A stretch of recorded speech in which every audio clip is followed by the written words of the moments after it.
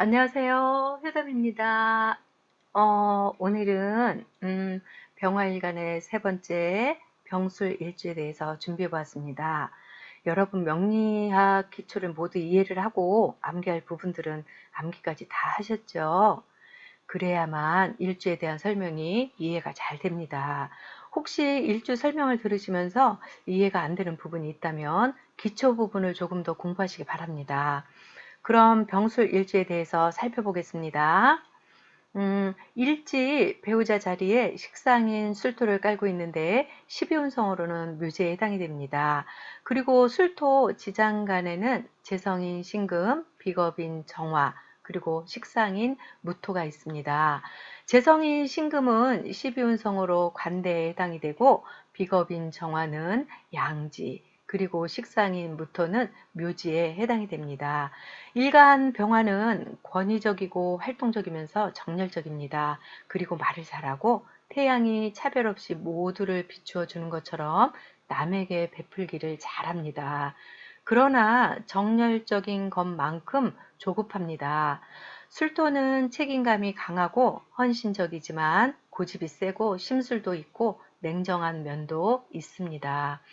병화는 술토에 자신이 입고되는 자좌인묘의 형국이면서 또한 자신이 공망에다가 백호살까지 가세해서 정신세계가 열려있고 또 묘지라서 몸은 갇힌 형국이라서 영감이나 직감이 남들에 비해 훨씬 발달되어 있습니다.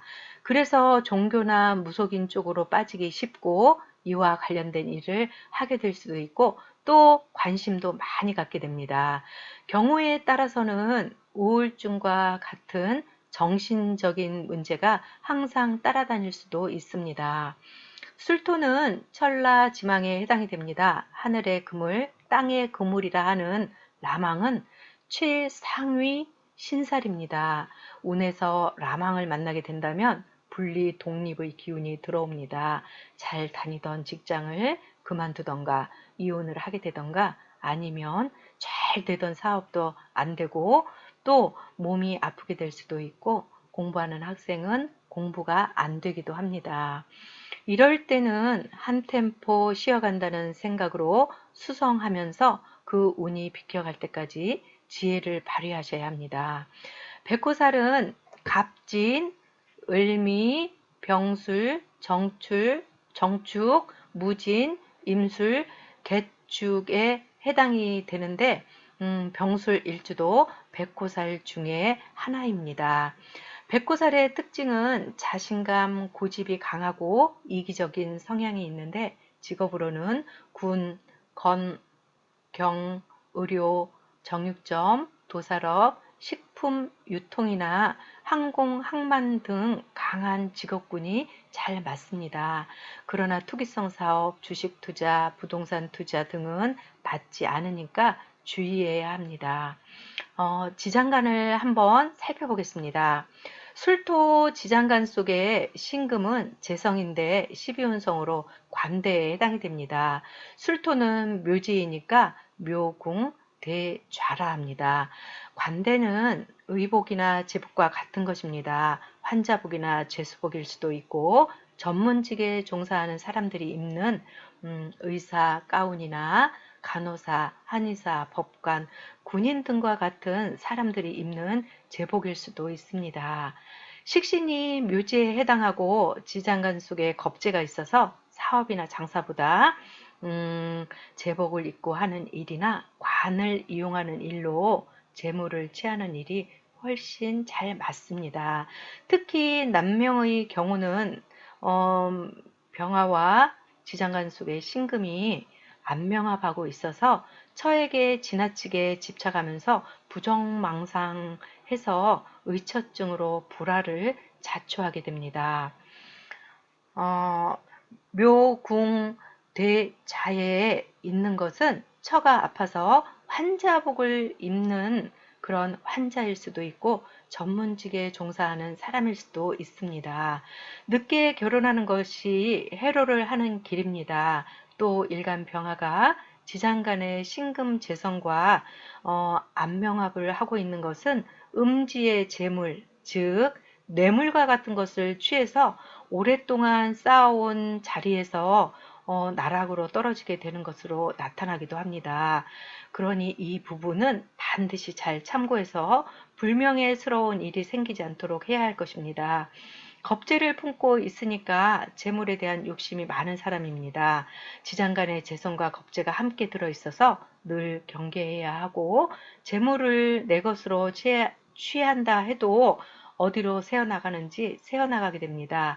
그러나 먹고 사는 데는 지장이 없습니다. 만약에 아버지로부터 상속을 받는다면 겁재가 있어서 상속 과정에 다툼이 있겠지만 병신합으로 인해서 나한테 더 유리하지만 또 돈 문제로 형제와는 멀어지기 쉽습니다. 묘궁 속에 되자로 있는 부치는 무덤에 묻힌 형상이니까 일찍 여의었거나 갇혀있는 모습이니 환자복을 입고 병원에 또는 죄수복을 입고 교도소에 있는 것으로도 볼 수 있습니다. 정화 비겁은 12운성으로 양지에 해당이 됩니다. 그러니 정화는 묘궁 양좌입니다. 화가 인묘되고 있고 또 오미 공망이면서 병술 백호살이라 형제와는 사이가 좋지 않습니다. 그러나 양지는 천살에도 해당이 되니 형제와는 숙명적인 관계입니다. 전생의 인연으로 맺어진 관계라 생각하고 잘 지내도록 노력해야만 합니다. 겁재는 재물이든 부부관계든 일간을 방해하지만 병신합이라서 겁재보다 우선하니 부부관계가 안 좋은 관계라 해도 쉽게 깨어지지는 않고 또 부모의 유산 문제가 생겨도 일간이 우선하게 됩니다. 무토 식상은 12운성으로 묘지에 해당이 됩니다. 그러니 무토는 묘궁, 묘자에 해당이 됩니다. 식상은 말이 좀 많기는 하지만 착하고 정이 많아서 잘 퍼주고 베풀기를 좋아합니다. 활동력이 강하지만 끈기 있게 끝까지 밀고 나가는 힘은 약해서 하다가 중단되기도 합니다.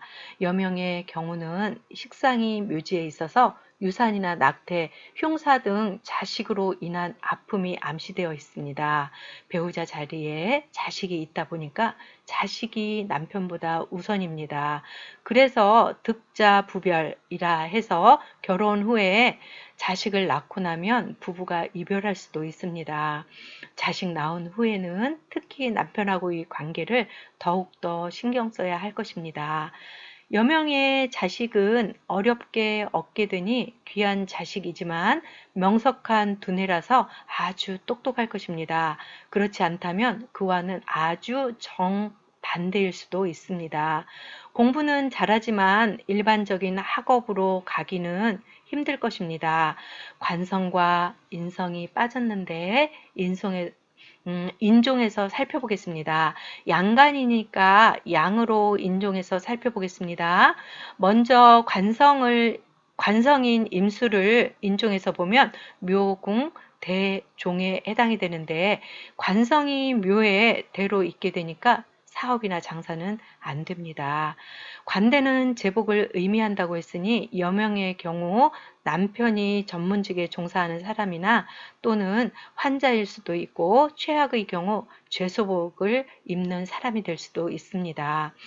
지장간의 정화와는 안명합을 하니까 혼자 살아야 하는 경우도 생길 수 있고 자식을 위해서 살면서 가구주가 될 수도 있는 운명입니다. 남명의 경우는 자식과는 조년 이양으로 일찍 떨어져 지내야 그 흉을 피해가서 자식과의 사이가 좋게 됩니다. 또는 자식이 크면 제복을 입는 직업을 가질 수도 있습니다. 인성인 간목을 인종에서 보면 묘궁, 양종에 해당이 됩니다. 그러니 모친과는 전생의 인연으로 만났으니까 모친을 봉양해야 할 것입니다. 또는 모친이 아플 수도 있습니다. 만약에 업상 대체가 된다면 모친의 흉사는 피해갈 수도 있습니다. 인성이 묘궁에 들어 있으니까 공부는 잘하나 정규적인 공부에는 별 관심이 없고 학문이 중단되기 쉬워서 학문 성취에는 어려움이 따를 것입니다. 인성이 천살에 해당하니까 종교 활인 분야의 공부에 관심이 많아서 늦은 나이에 이러한 학문에 입문할 수도 있습니다. 병술 일주에 대해서 살펴보았는데요. 정리하고 마치겠습니다. 병술일주는 배우자가 임묘되고 있으니까 될 수 있으면 만혼해야 할 것입니다. 늦은 나이에 결혼하지 않는다면 일찍 결혼을 하게 돼서 그 어려움을 피해가기가 힘들 것입니다. 여명의 경우는 자식을 낳고 부부 사이가 멀어질 수 있으니 각별히 주의해야 합니다. 남녀 모두 부정망상하기 쉬워서 자칫 의처증이나 의부증으로 나타날 수 있으니 유념해야 하는데 특히 남명의 경우는 더욱 조심해야 합니다. 병술 일주는 금방 부르르르 화를 냈다가 돌아서 언제 그랬냐는 듯 바로 풀리는 등 변덕스러움도 갖고 있습니다. 재성과 안명합을 하고 있기 때문에 뇌물과 같은 부정한 뇌물을 취해서 오랫동안 쌓아온 명예가 바닥으로 떨어져서 옷을 벗게 되는 일이 생길 수도 있습니다. 그러니 제복을 입는 전문 직종의 직장인이라면 더욱 주의해야 할 것입니다. 정임합으로 만들어지는 목은 생명 잉태를 뜻하기도 합니다. 그리고 병신합으로 만들어지는 수는 성욕, 술, 바람기 등으로 제대로 된 음란지상의 모습입니다.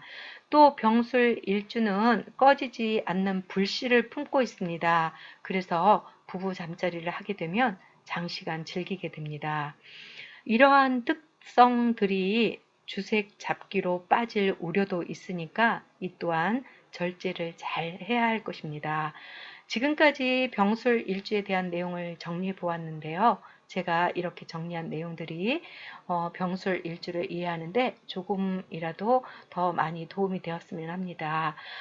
오늘은 이것으로 마치겠습니다. 감사합니다. 행복한 하루하루 되십시오.